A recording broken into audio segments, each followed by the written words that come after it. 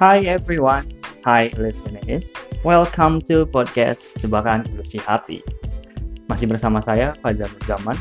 Dan seperti biasa di podcast ini kita akan membahas tentang sebuah hubungan.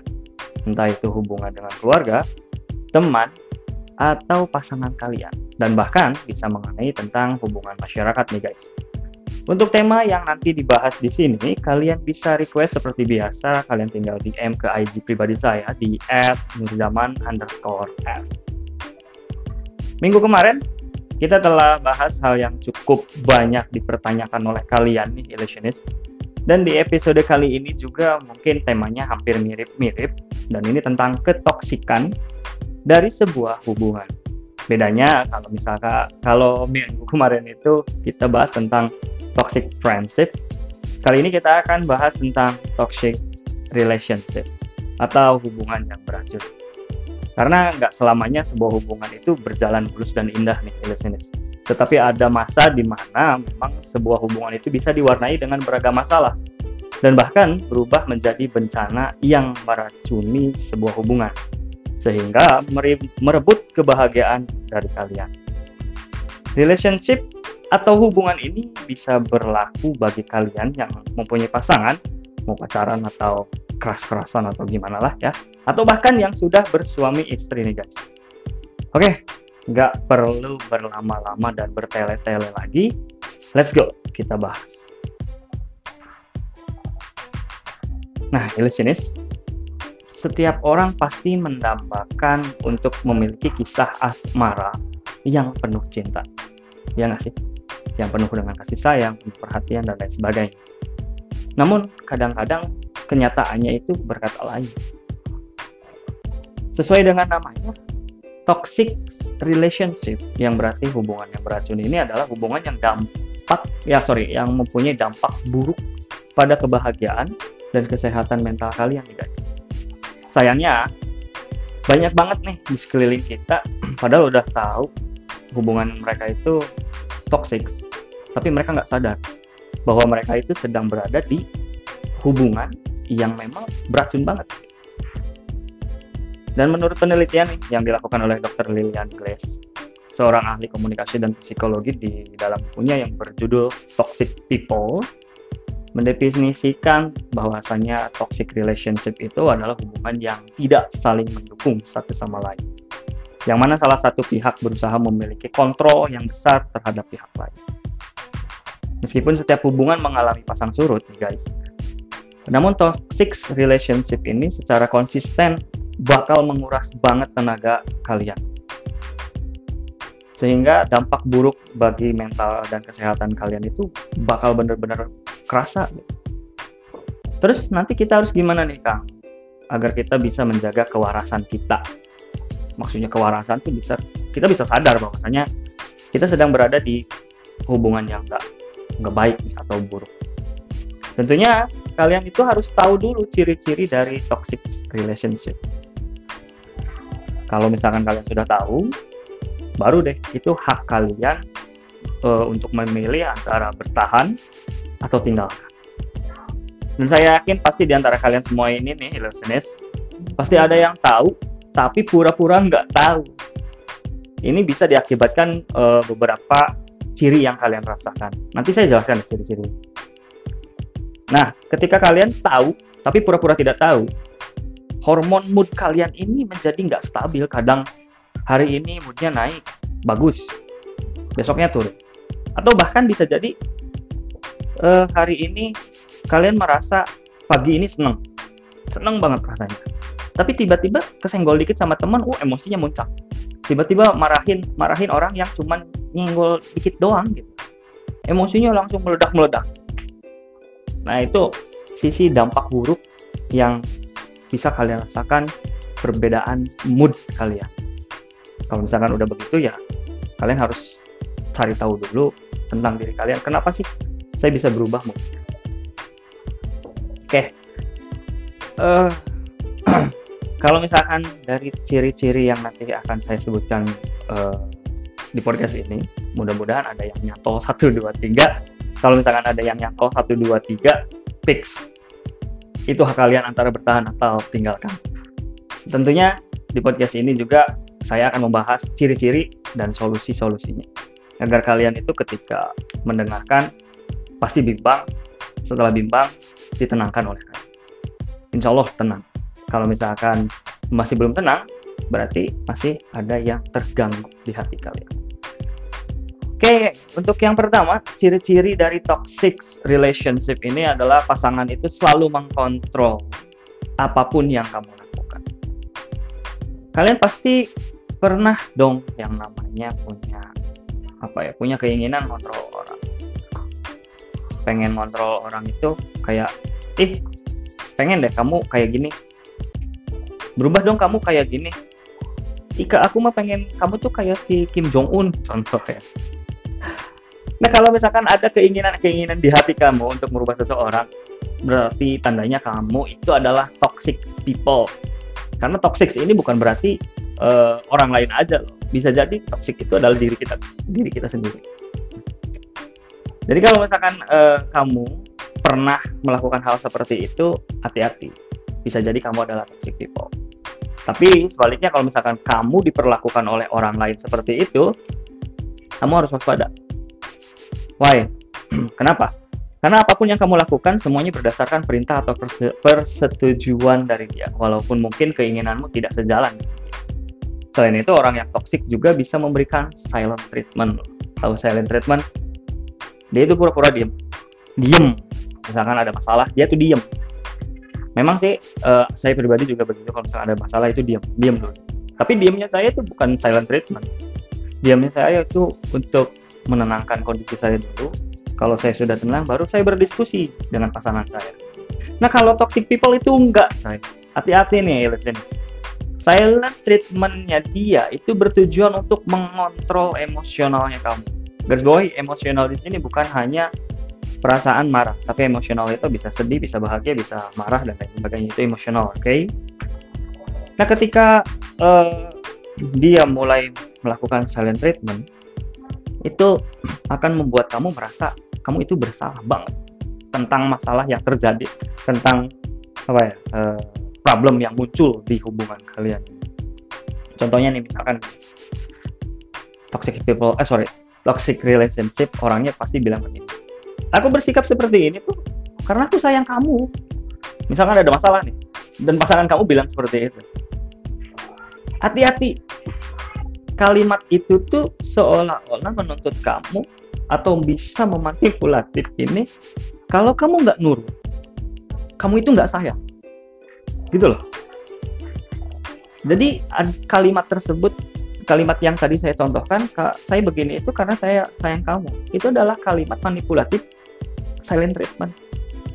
Jadi diemnya itu mikir gimana caranya ngeluarin kalimat, tapi kamu itu posisi jawab salah, nggak jawab salah, ngelakuin salah, nggak ngelakuin, apalagi itu posisinya. Nah, karena kalimat tersebut, akhirnya kamu dengan terpaksa mau nggak mau ya kudu ngikut. Cara amannya deh, kamu harus ngikut.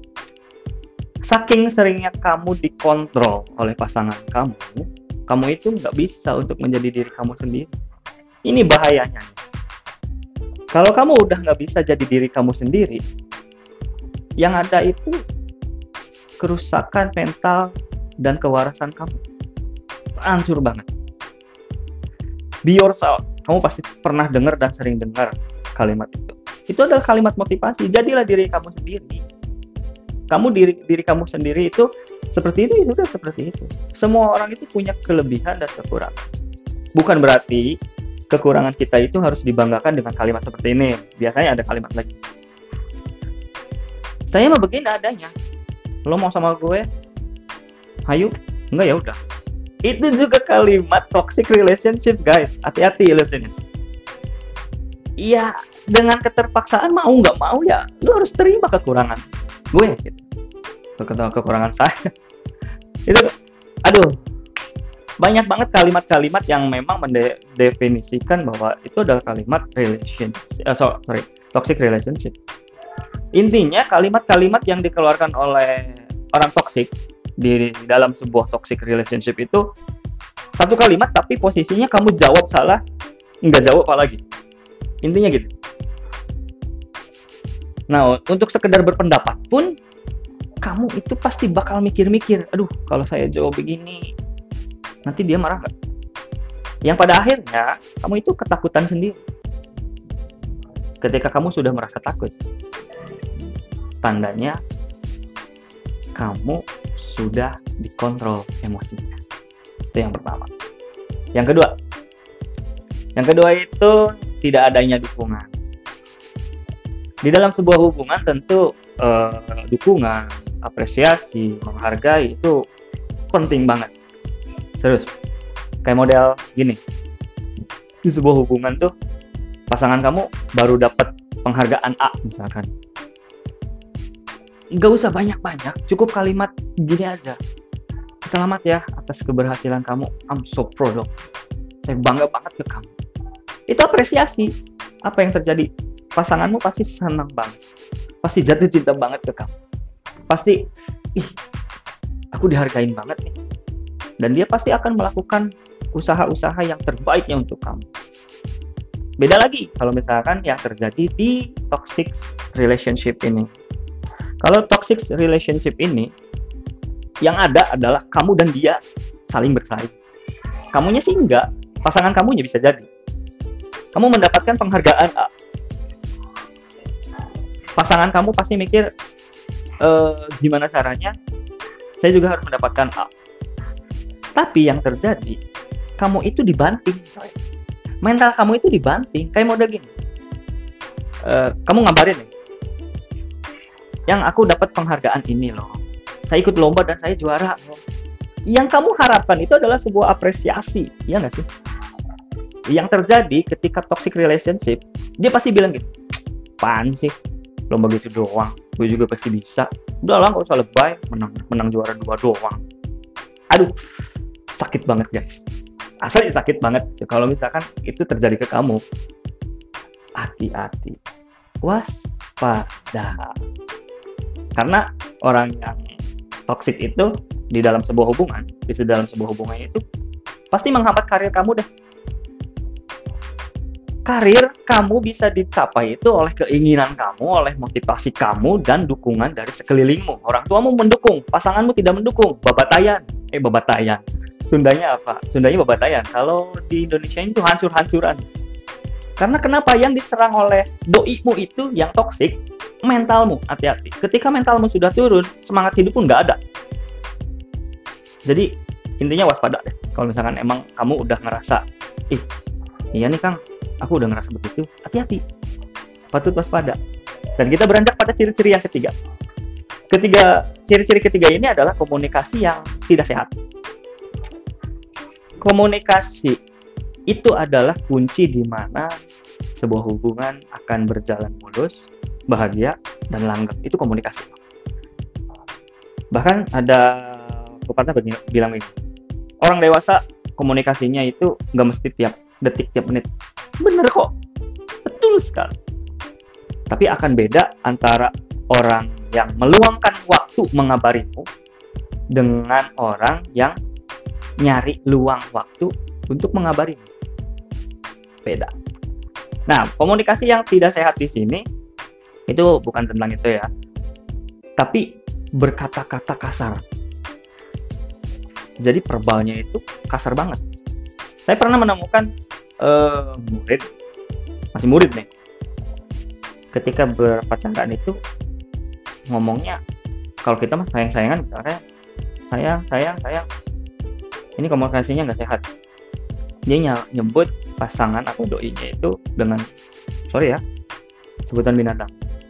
Contoh, nyet lagi ngapain lu? Biasa aja lu babi. Itu pasangan. Kalau udah begitu, gimana mau meranjak kepada pernikahan dan punya anak? Kalau punya anak pun, masa anak kamu disebutnya kuya? Nggak mungkin dong. Ingat, terciptanya sebuah hubungan keluarga yang romantis, yang bahagia, yang seperti pikiran-pikiran kalian lah ya, itu tergantung kalian dan tergantung pasangan kalian. Jadi hati-hati, itu komunikasi yang nggak sehat banget. gitu. Dan yang keempat, cemburu yang berlebihan. Dan biasanya ini ada ancaman-ancaman tersendiri. Biasanya kalau misalkan orang toxic yang ada di hubungan toxic relationships, itu pasti cemburunya berlebihan. Cemburu boleh, siapa yang larang kalau misalkan cemburu? Nggak ada yang larang masalah cemburu. Cemburu tanda sayang, Kang. Yes, betul sekali. Cemburu adalah tanda sayang, tanda cinta, tanda perhatian, tanda bahwasanya pasangan kamu itu nggak mau kehilangan kamu loh. Tapi gimana jadinya kalau misalkan cemburunya itu berlebihan? Maksud berlebihan di sini gimana, Kang? Kayak model gini, saya adalah guru. Dan saya adalah pembina OSIS. Dan saya juga ngasuh beberapa komunitas, kayak EVOX, kayak BNN itu Broadcast News Nation. Dan mayoritas yang ikut semua ekskul dan organisasi ini adalah perempuan. Saya punya istri kok. Bayangkan kalau misalkan istri saya itu cemburuannya lebay banget. Ya reduplah saya di sekolah. Kenapa saya bisa bilang redup? Ada murid saya yang datang dicemburui. Wah, berat bro. Ini berat ilusionis. Cemburu berlebihan itu nggak baik. Bahkan ada lagu yang muncul di TikTok. Scroll sampai bawah. Ya, kayak satpam. Kalau kamu punya pasangan yang seperti itu, tandanya dia gak dewasa dan punya cemburu yang aneh, berlebihan banget. Dan biasanya nih ada bonus-bonus tersendiri. Kalau misalkan udah cemburu banget, terus ribut, terus ya segala macam gitu ya, terjadi keributan, biasanya ada ancaman kok. Ancaman paling sering itu ada 2. Ya udah kita putus. Kalau enggak, yang kedua ini yang paling konyol. Kalau kamu berani putusin aku bunuh diri. Hati-hati kalau misalkan pasanganmu sudah muncul yang ancaman kedua ini. Bunuh diri. Fix. Dia adalah psikopat. Kenapa dia bilang psikopat? Karena ini hanya memainkan emosional kamu. Kamu itu akan dilandasi rasa bersalah. Kita balik lagi pada yang pertama jadinya ya. Pada emosional. Ancaman-ancamannya seperti ini nih. Yang narik ulur perasaan kamu. Pengen putus tapi takutnya dia mati. Nanti kalau dia mati gara-gara bunuh diri, gara-gara kita misalkan, pasti perasaan bersalah banget. Iya nggak sih? Iya, pasti ngaku. Kalau misalkan udah ketemu orang yang begini, pasangan yang begini, ketika dia ngomong, ya udah kita putus aja, iyain detik itu juga. Saya saranin iyain aja. Kenapa? Momen itu langka, asli dah. Momen itu langka banget. Momen dia ngomong, ya udah kita putus aja, itu momen langka banget. Jadi iyain detik itu juga. Mau dia ngomong, oh kamu mengiyakan, kamu udah nggak sayang lagi, jawab iya. Oh kamu punya selingkuhan, jawab iya. Daripada kamu nggak lepas-lepas dari orang yang seperti ini kan. Ini hati-hati loh sini, bukan saya ngajarin, tapi gimana caranya kalau kalian itu menjaga kewarasan otak kamu, hati kamu, dan mental kamu. Ini hati-hati. Dan yang kelima, biasanya kalau toxic relationship itu dibaluti dengan berbagai macam kebohongan. Banyak banget kebohongan.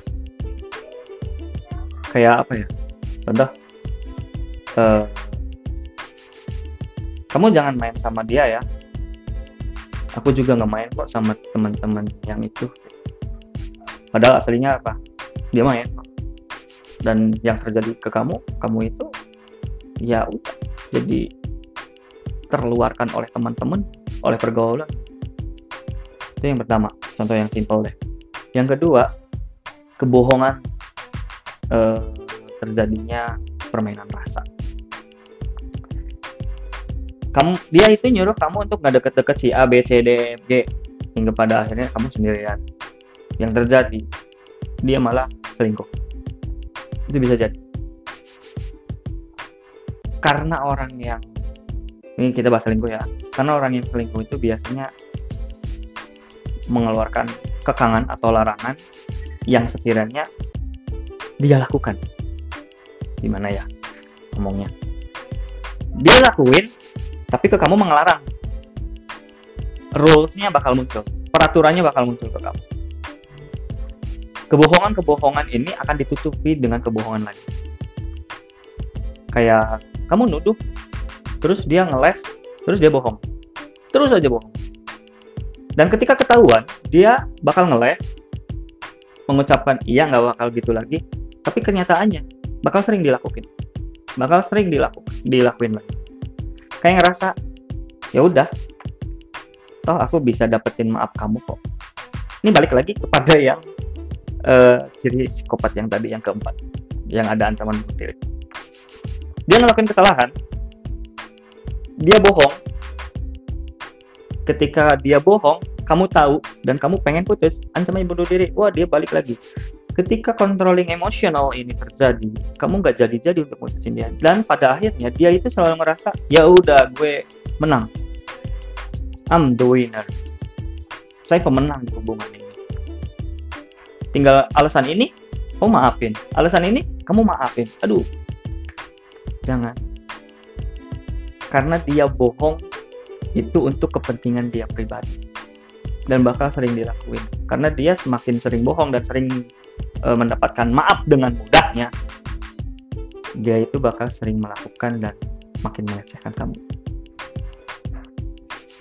Yang keenam ini adalah kekerasan fisik. Itu dianggap hal yang biasa banget dan dilakukan oleh dia tanpa penyesalan.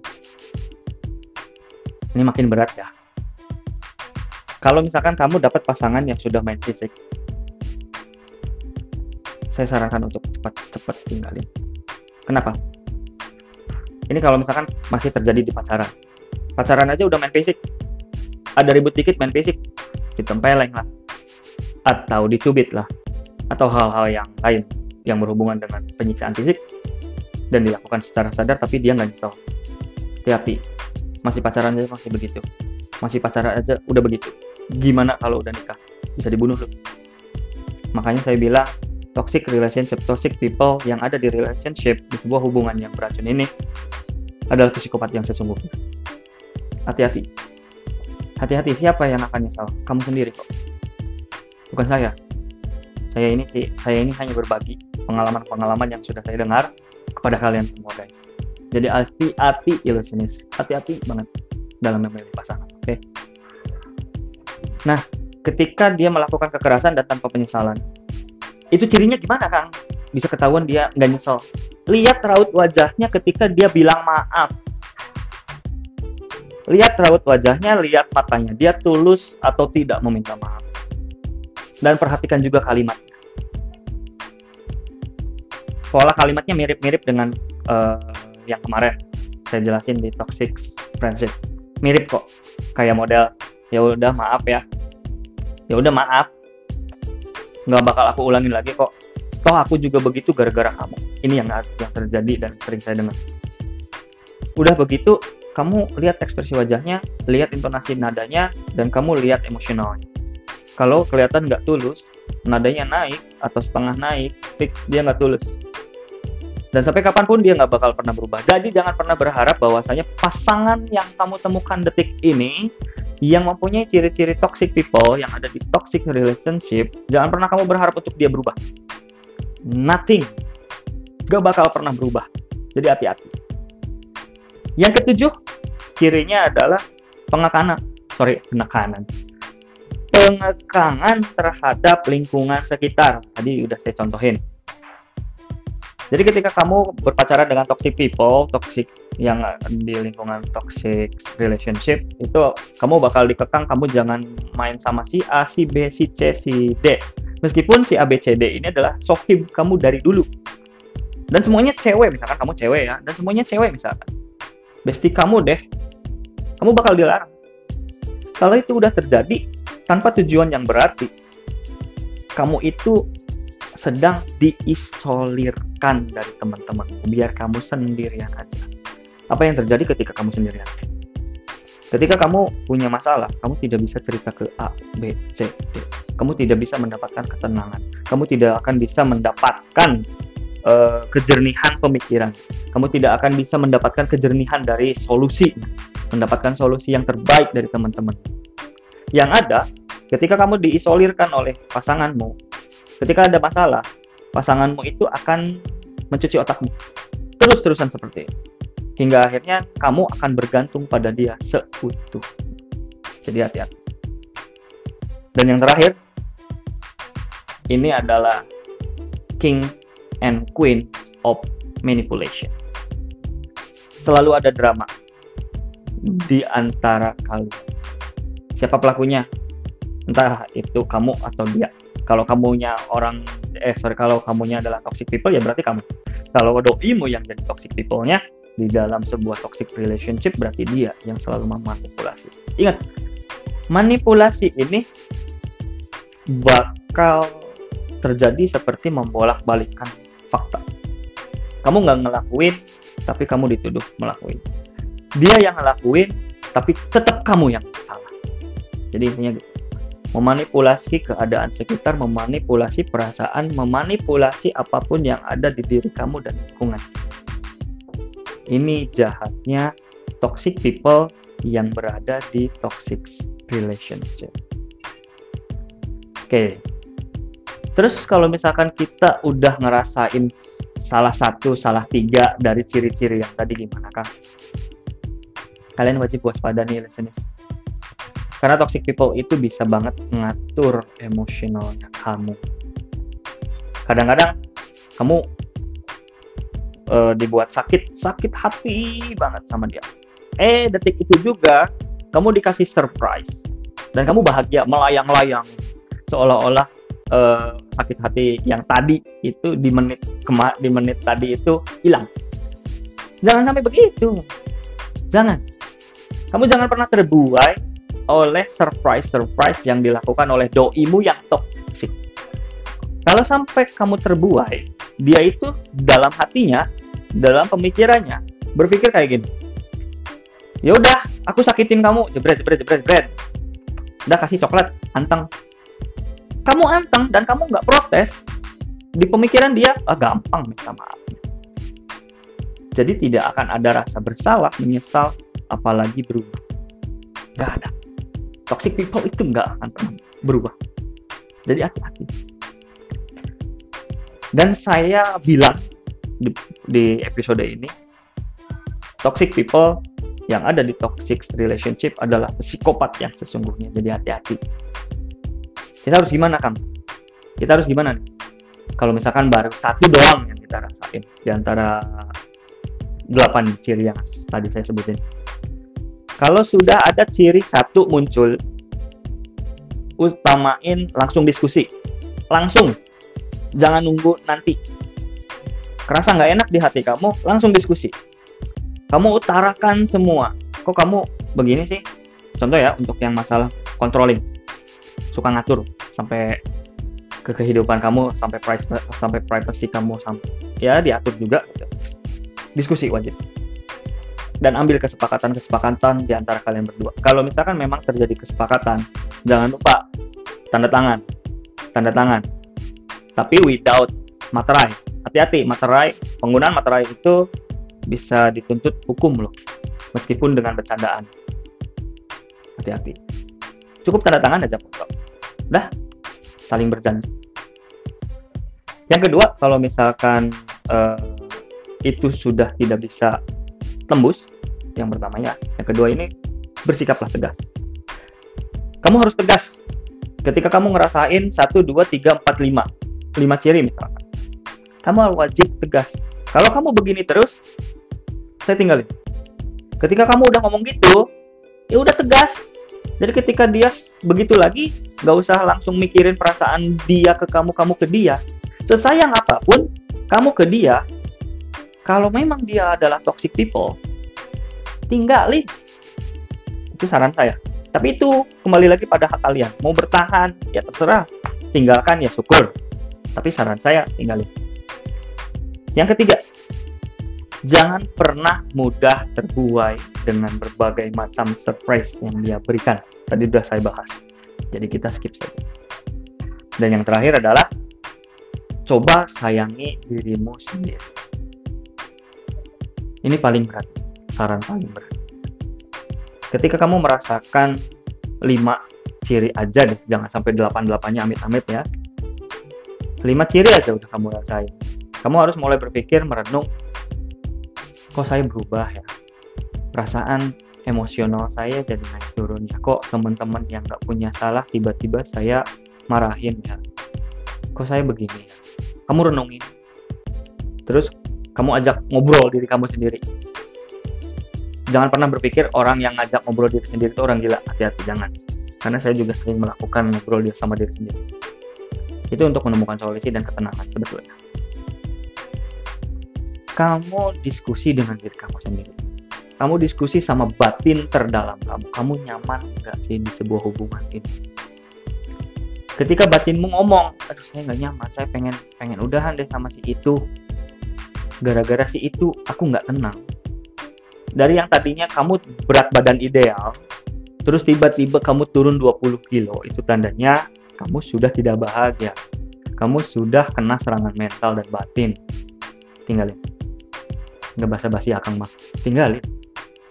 Sayangi diri kamu. Siapa lagi yang akan menyayangi kamu selain keluarga, selain diri kamu sendiri? Jadi sayangi diri kamu, benar-benar sayang. Kamu kalau setelah lepas dari pasangan toksik, yakin leganya naudzubillah, asli lega banget. Kau akan bisa bilang gitu, iya, saya dulu pernah gila deh pokoknya. Sampai akhirnya, ya, yang saya temukan adalah kebahagiaan detik ini bersama istri saya tercinta. Bahagia banget, insya Allah. Hati-hati, jangan salah pilih pasangan.